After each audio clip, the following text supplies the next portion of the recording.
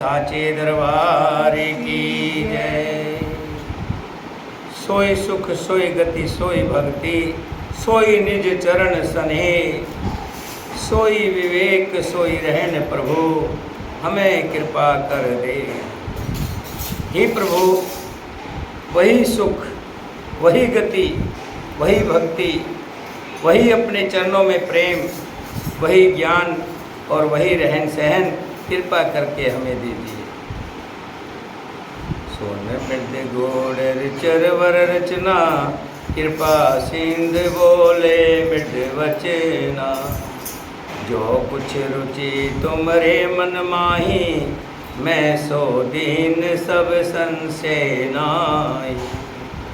रानी की कोमल गूढ़ और मनोहर श्रेष्ठ वाक्य रचना सुनकर कृपा के समुद्र भगवान कोमल वचन बोले, तुम्हारे मन में जो कुछ इच्छा है वो सब मैंने तुमको दिया, इसमें कोई संदेह नहीं समझना। मात विवेक अलौकिक तोरे, कभो न मिटे अनुग्रह मोरे। बंद चरण मन कहो बहोरी, अवर एक विनती प्रभु मोरी। हे माता, मेरी कृपा से तुम्हारा अलौकिक ज्ञान कभी नष्ट नहीं होगा। तब मन्नू ने भगवान के चरणों की वंदना करके फिर कहा, हे प्रभु, मेरी एक विनती और है। सुत विषक तब पदरती हो, मोय बड़ मूड कह किनको। मणि बिन फन जिमि जल बिन मीना, मम जीवन तिमि तुम्हीं अधीना। आपके चरणों में मेरी वैसी ही प्रीति हो जैसी पुत्र के लिए पिता की होती है, चाहे मुझे कोई बड़ा भारी मूर्ख ही क्यों ना कहे। जैसे मणि के बिना सांप और जल के बिना मछली नहीं रह सकती, वैसे ही मेरा जीवन आपके अधीन रहे, आपके बिना ना रह सके। असवर मांग चरण गहरे हो, एव मस्त कृपा निधि कहो। अब तुम मम अनुशासन मानी, बसों जाय सुरपति रजधानी। ऐसा वर मांग कर राजा भगवान के चरण पकड़ कर रह गए। तब दया के निधान भगवान ने कहा, ऐसा ही हो, अब तुम मेरी आज्ञा मानकर देवराज इंद्र की राजधानी अमरावती में जाकर वास करो। कह कर भोग विलास तात, गए कुछ काल पुण्य। होय अवध भुआल तब, मैं हूँ तुम्हारे सुत। हे तात, वहाँ स्वर्ग में बहुत से भोग भोग कर कुछ काल बीत जाने पर तुम अवध के राजा होगे, तब मैं तुम्हारा पुत्र बनूंगा। इच्छा में नरवेश सवारे, हो प्रगट निकेत तुम्हारे। असन सहित देह धरताता, करऊं चरित भगत सुखदाता। इच्छा निर्मित मनुष्य रूप सजाकर मैं तुम्हारे घर प्रकट होऊंगा। हे तात, मैं अपने अंशों सहित देह धारण करके भक्तों को सुख देने वाले सुंदर चरित्र करूँगा। जे सुन सादर नर बड़ भागी, तब भव तेरे ममता मद त्यागी। आदि शक्ति जय जग उपजाया, सो अवतर मोर यह माया। जिन चरित्रों को बड़े भाग्यशाली मनुष्य आदर सहित सुनकर ममता और मद त्याग कर भव सागर से तर जाएंगे, आदि शक्ति यह मेरी स्वरूप रूपा माया भी, जिसने जगत को उत्पन्न किया है, अवतार लेगी। पूर्व में अभिलाष तुम्हारा, सत्य सत्यपन सत्य हमारा। पुनि पुनि यश कह कृपा निधाना, अंतर ध्यान भये भगवाना। इस प्रकार मैं तुम्हारी अभिलाषा पूरी करूँगा। मेरा प्रण सत्य है, सत्य है, सत्य है। कृपा निधान भगवान बार बार ऐसा कह करके अंतर ध्यान हो गए। दंपति उर्धर भगत कृपाला, यही आश्रम निवेश कुछ काला।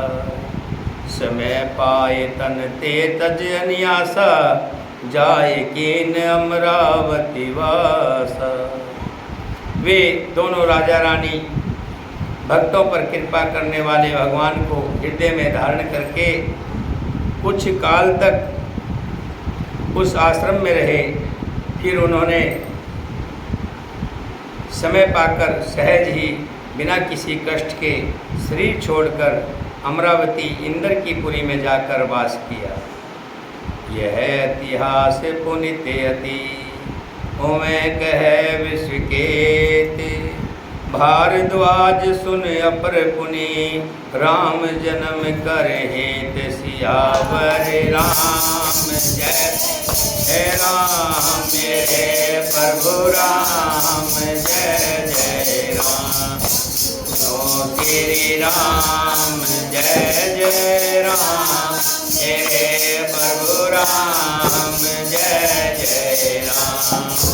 मंगल भवन अमंगल हारी, धरहु सुनत रथ अजर बिहारी। श्री राम जय राम, जय जय राम। बोलो श्री राम जय राम, जय जय राम। दीन दयाल विरध संभारी, हरहु नाथ मम संकट वारी। श्री राम जय राम, जय जय राम। बोलो श्री राम जय राम। सुन मुनि कथा पुनित पुराणी, जो गिरजा प्रति शंभु भवानी। विश्व विदित एक के कई देशो, सत्य केत तय बसे नरेशु।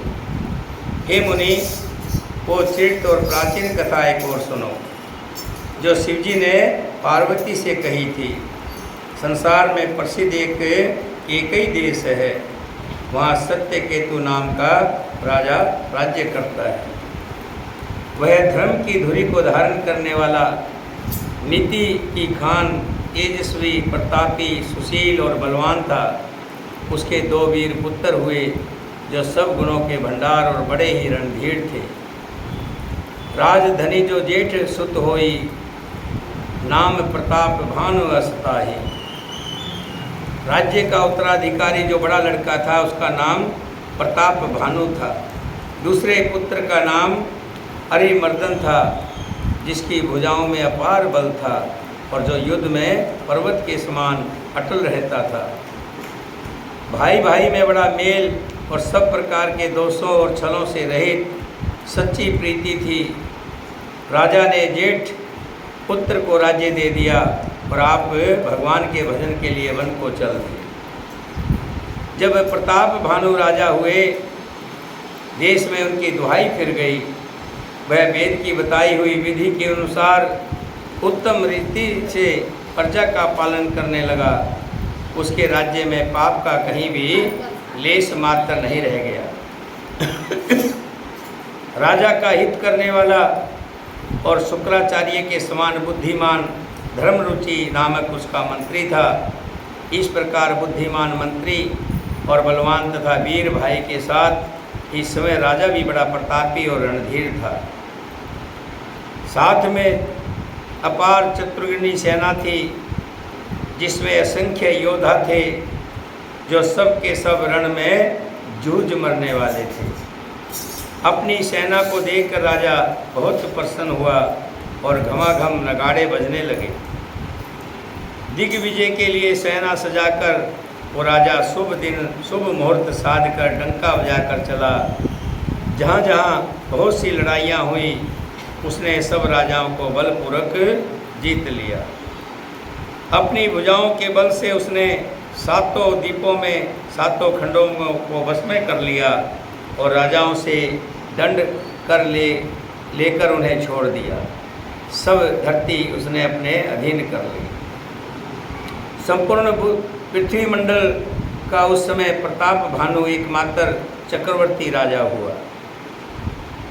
सब वस विष कर बाहुबल, निजपुर कीन प्रवेश। अर्थ धर्म काम आदि, सुख सेवई सवै निरेश। संसार भर को अपनी भुजाओं के बल से बस में करके राजा ने अपने नगर में प्रवेश किया, सभी नगर को जीत लिया। राजा अर्थ धर्म और काम आदि के सुखों का समय अनुसार सेवन करता था। भूप प्रताप भान बल पाई, काम धेन से भूमि सुहाई। सब दुख वर्जित प्रजा सुखारी, धर्मशील सुंदर नर नारी। राजा प्रताप भानु का बल पाकर, अच्छे राजा को पाकर भूमि सुंदर कामधेनु मन चाही वस्तु देने वाली हो गई। उसके राज्य में प्रजा सब प्रकार के दुखों से रहित और सुखी हो गई और सभी स्त्री पुरुष सुंदर और धर्मात्मा थे। धर्मरुचि मंत्री का श्री हरि के चरणों में बड़ा प्रेम था। वो राजा के हित के लिए सदा उसको नीति सिखाया करता था। राजा गुरु देवता संत पितर और ब्राह्मण इन सब की सदा सेवा किया करता था। वेदों में राजाओं के जो धर्म बताए गए हैं, राजा सदा आदरपूर्वक और सुख मानकर उन सब का पालन करता था। प्रतिदिन अनेक प्रकार के दान देता और उत्तम शास्त्र वेद और पुराण सुनता था। उन्हें बहुत सी बावलियाँ, कुएं, तालाब, फुलवाड़ियाँ, सुंदर बगीचे, ब्राह्मणों के लिए घर और देवताओं के सुंदर विचित्र मंदिर सब तीर्थों में बनवाए थे। जय लग कहें पुराण श्रुत, एक एक सब जाग। बार बार सहस्त्र शस्त्र, नृप किए सहित अनुराग।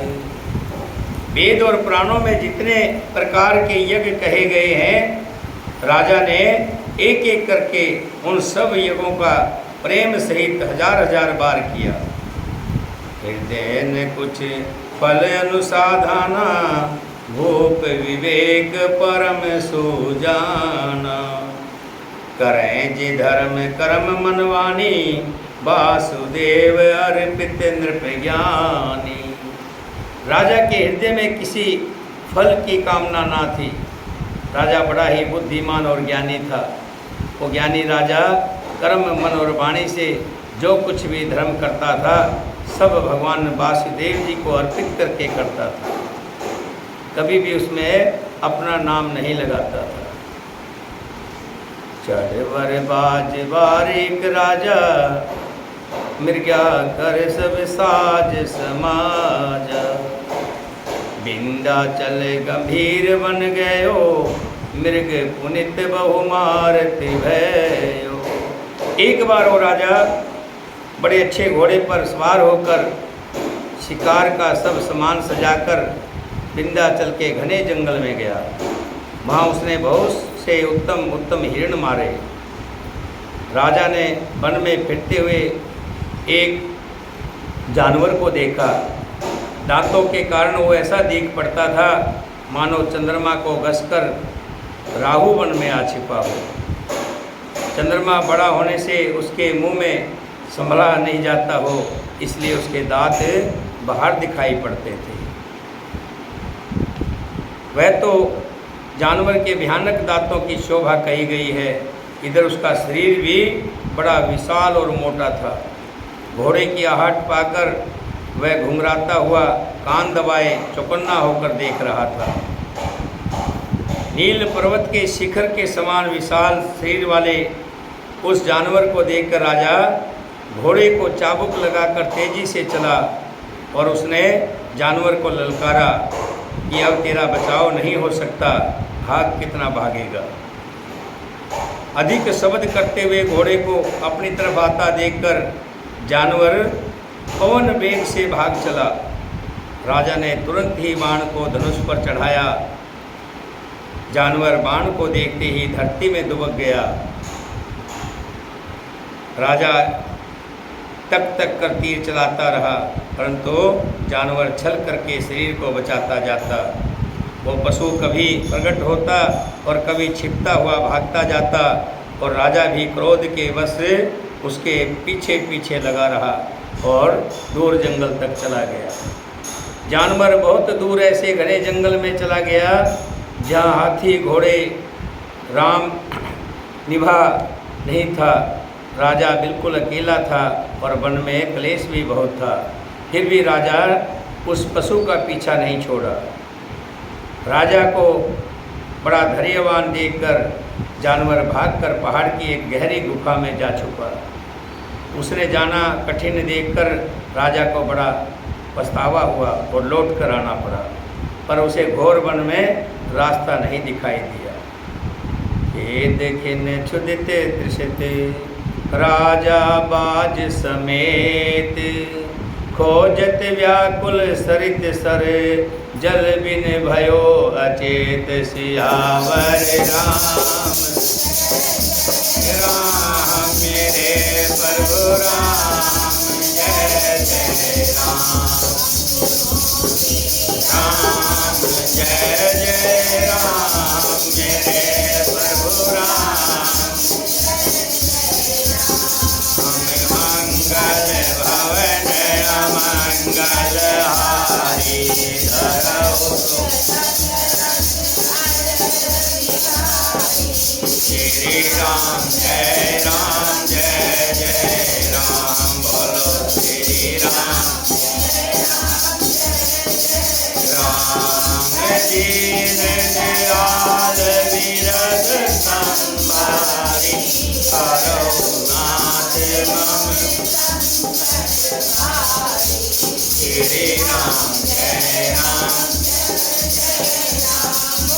श्री राम जय राम। बहुत देर तक पीछा करने के बाद जब वो जानवर पहाड़ की गुफा में छुप गया तो राजा ने उसका पीछा भी बंद कर दिया। लेकिन तब तक बहुत अंधेरा हो गया था, घना जंगल था, राजा को कोई रास्ता नहीं सूझ रहा था। बहुत परिश्रम करने से राजा थक भी बहुत गया था और घोड़े समेत भूख प्यास से व्याकुल राजा नदी तालाब खोजता खोजता बिना पानी के बेहाल हो गया था। वन में फिरते फिरते उसने एक आश्रम देखा। वहाँ कपट से मुनि का वेश बनाए एक राजा रहता था।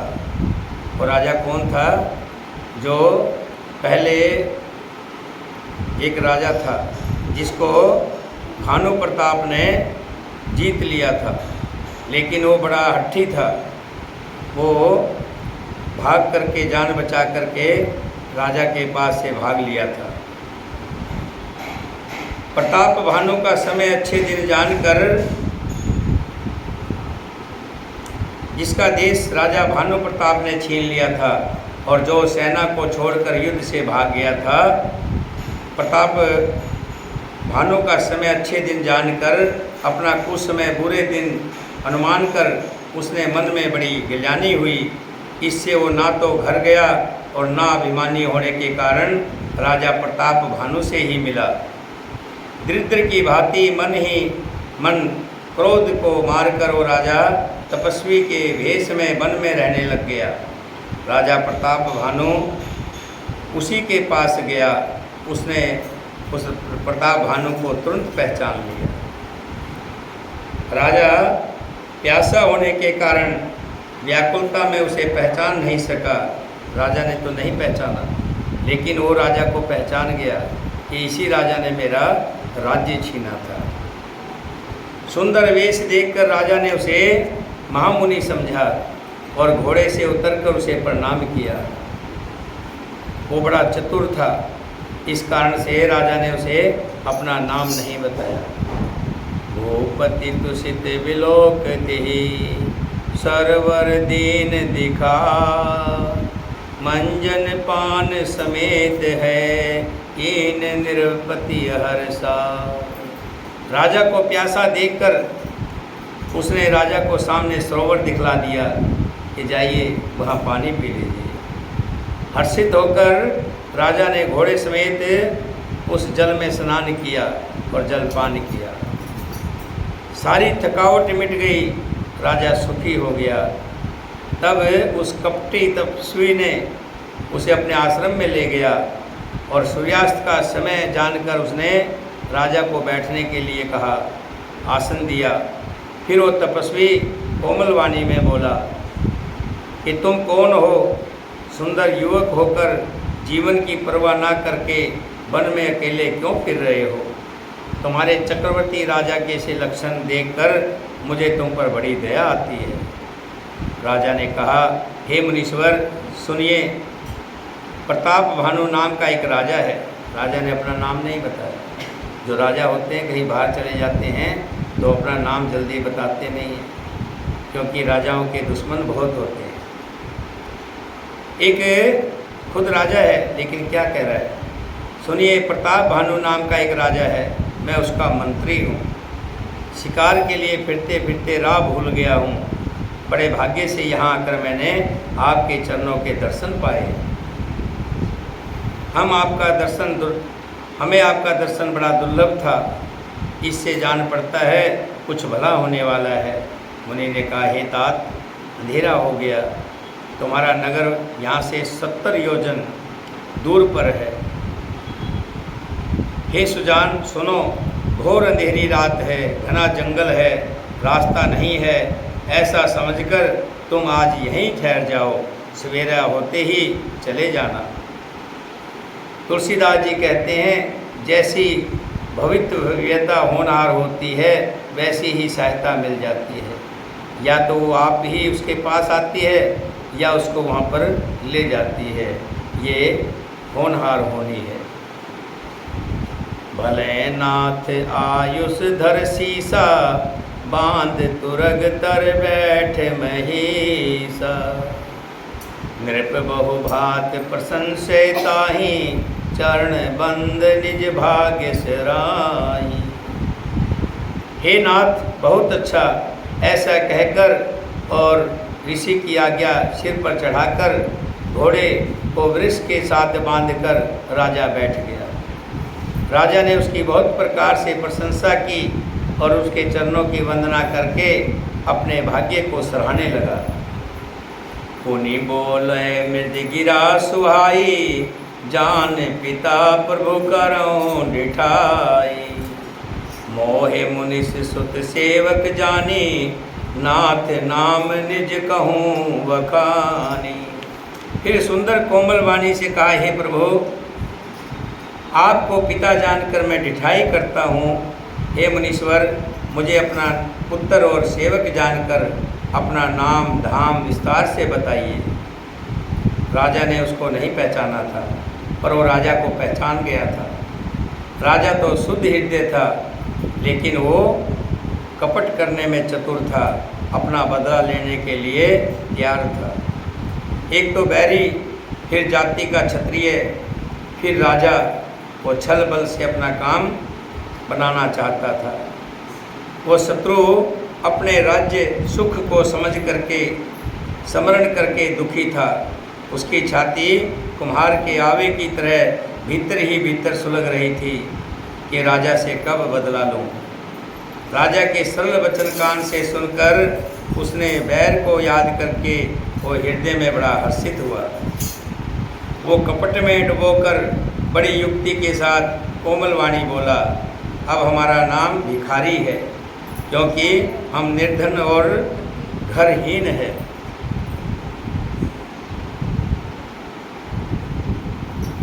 कह नृपजे विज्ञान निधाना, तुम सरिखे गलिल अभिमाना। सदा रहें अपनों को दुराए, सब विधि कुशल कुशवेश बनाए। राजा ने कहा, जो आपके सदस्य विज्ञान के निधान सर्वथा अभिमान रहित होते हैं, वे अपने स्वरूप को सदा छिपाए रहते हैं, क्योंकि वेश बनाकर रहने में ही सब तरह का कल्याण है।